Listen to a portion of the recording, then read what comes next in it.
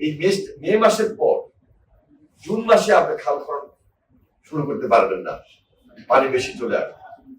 সেই জন্য আপনাকে টার্গেট রাখতে হবে আগামী নভেম্বর, ডিসেম্বর, জানুয়ারি, ফেব্রুয়ারি, এর মধ্যে তো শুধু এই খালটাই হবে না, এই দুইটা খালে হবে না।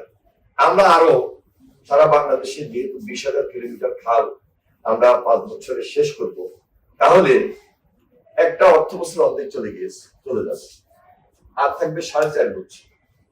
আরো 6 মাস বাদ দিলে কাজ করতে পারবো 4টা অর্থ বছর।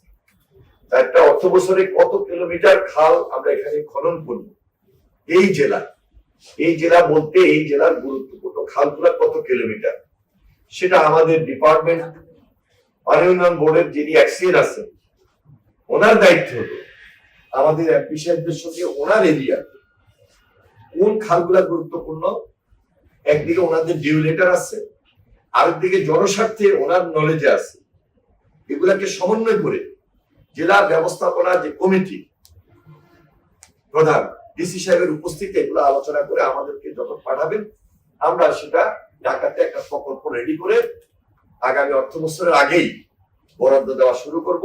খাল খনন প্রক্রিয়াটা দ্রুত সমন্বয় সম্পাদন শেষ করার জন্য আমাদের এই একদম বাস্তব এবং দৃশ্যমান প্রজেক্ট, এই ব্যাপারে ওনাদের সর্বাত্মক সহযোগিতা প্রয়োজন হবে।